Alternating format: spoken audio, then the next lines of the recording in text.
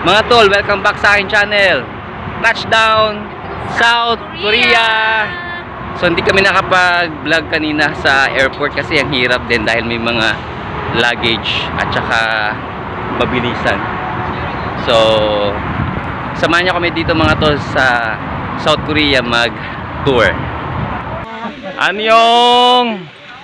Arigato! Japanese na natin. Naligaw?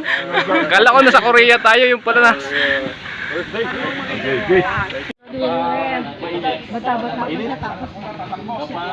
Ever heard about train to Busan?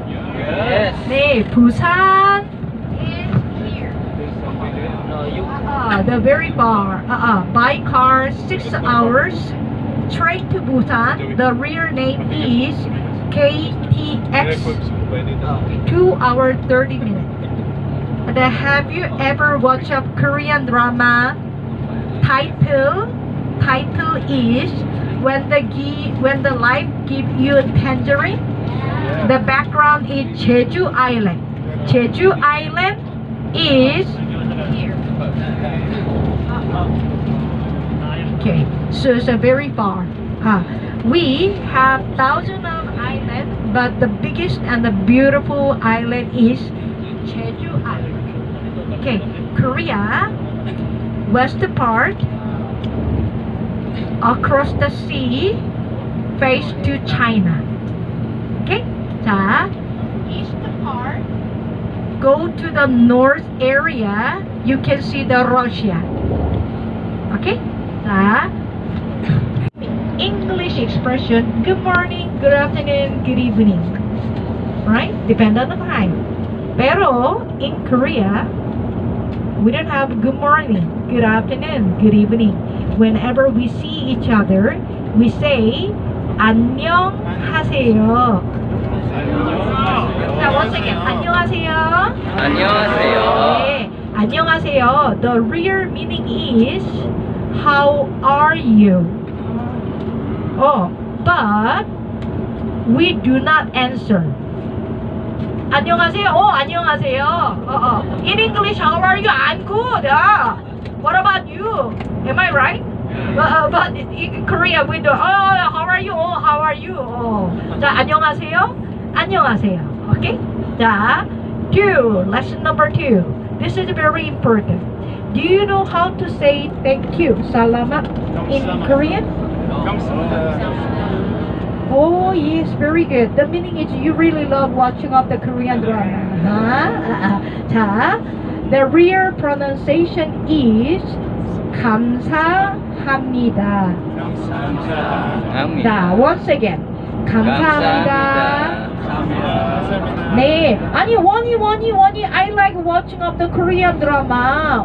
Sometimes they say 고마워요. Yes, you are right. 감사합니다, 고마워요, same meaning. Pero 감사합니다, long sentence, much more polite. That's the difference. Okay? Okay. 자, lesson number 3 and 4 together. How to answer. 자, if you wanna say yes in Korean, 네. Now once again, 네. Okay. If you wanna say no in Korean, 아니요. Once again, 아니요. Oh, okay. 자, can you remember? 네, 아니요. Oh, okay. Very good. Very good. Okay. Right now, can you shout? Even though a little bit hot, can you see the outside? Okay. Da da da. Can you remember from the Incheon International Airport? Right now, across the bridges connect to the mainland. So this is the West Sea. West Sea. Yeah. Near the seashore, you can see the many buildings, but the mostly energy plant, factory. So we make some product directly export, sometimes directly immediate everybody believe. The blue bear. Anyang blue bear. Can you see? Yeah. Hear the story about the blue bear. Long time ago.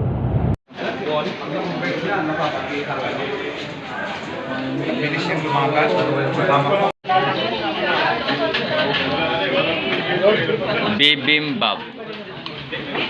Parang nasa Pilipinas lang din tayo, ano?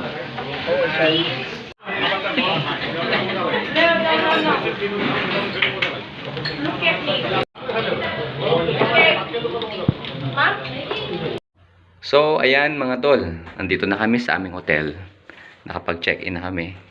Check natin kung ano yung mga nandito sa hotel namin. So, dito sa baba ay may maliit kaming refrigerator.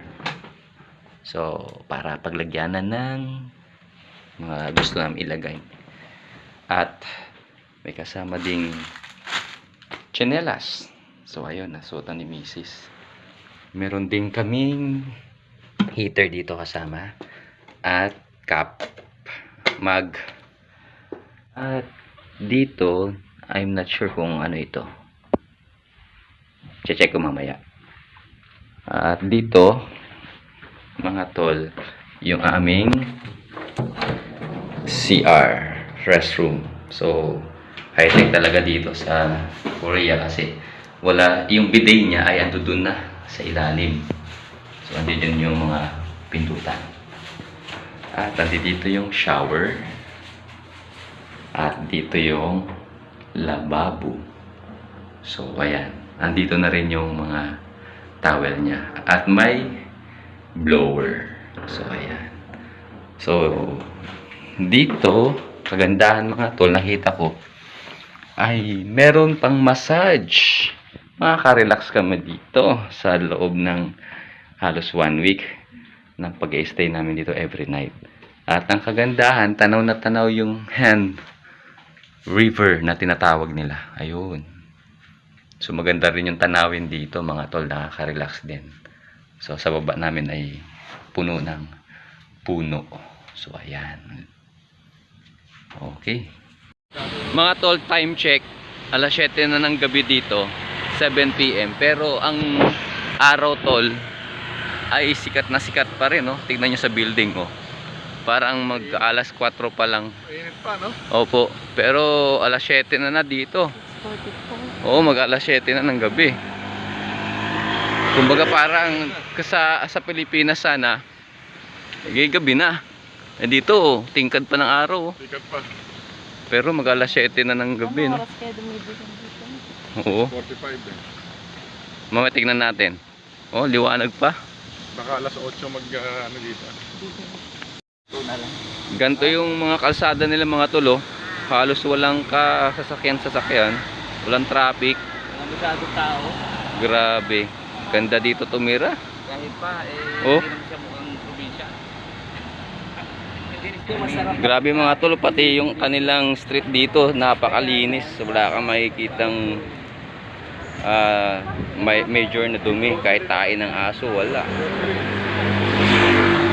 Linis, parang kinuskus, parang inisis, oh. Ganda. Bilihan ng noodles. So dito kami pupunta sa isang store para bumili ng aming dinner. So ayan.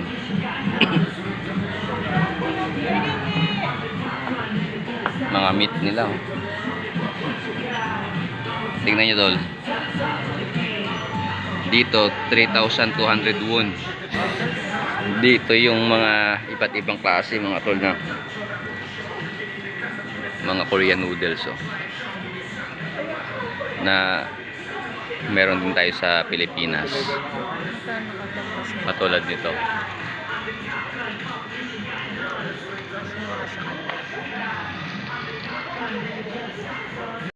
Mga tol, dito sa Pilipinas, mga gantong iniwan na e-bike, nanakaw na yan, no? Ito, iniwan lang, walang kadena, oh, pero hindi ninanakaw dito sa Korea, oh. Dito lang yan sa street. Pangalawa na nakita namin yan dito, gabing-gabi na. Oh. So ito yung street niya, tol. Oh. Yung isa nakita namin doon, doon banda doon. Tapos ito ngayon, oh. Iniwan lang dyan. Oh. Ang kagandaan mga tol dito sa kanilang tawiran.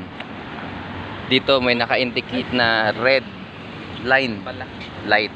Ibig sabihin yan mga tol, pag ganyan ay bawal tumawid.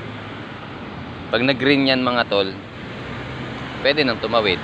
Tatawid tayo doon. So yan, hintayin natin yan mag-green mga tol. Naka-red siya. O yan, kasi dumadaan yung mga kotse na yan.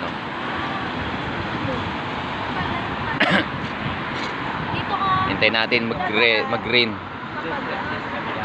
Tapos may arrow mga tol. Yung papunta doon may arrow. Yung pupunta dito, may arrow naman dito. Parang two lane siya. Parang sasakyan. Pero tignan natin yung mga Koreano kung gano'n ang gagawin nila. Tignan natin yung line na yan kung green siya.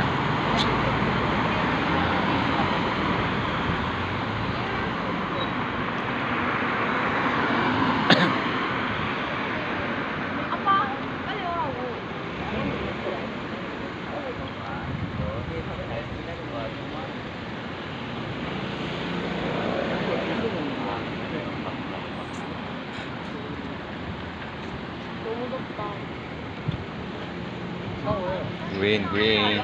Yun, green na. Let's go. So, pansinin yung mga tol, yung tumatawid dun sa kabila. Dito sa kabilang line sila. Okay.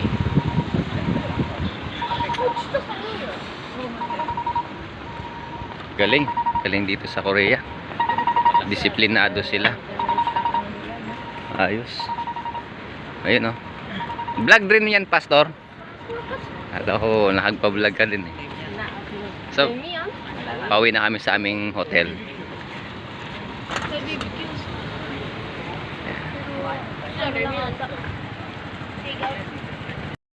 So, ayan mga tol. At trinay ko na nga itong pang-massage dito. Na kung saan ay sulit na sulit yung pag-stay namin dito sa hotel na ito. Kasi almost 1 week kaming magta-travel, magtutour dito sa South Korea. At mayroong gantong pang-massage, pang-relax. Narito yung remote control niya. Ikaw nang bahala kung paano yung gusto mong ipamassage o feature dito sa massage chair na to. So mga tol, abangan niyo yung aming next gala o tour dito sa South Korea. So see you mga tol, and God bless. Kung kailangan nyo ng mga educational content para sa inyong mga anak, subscribe nyo na rin to mga tol. Thanks for watching. Kindly like.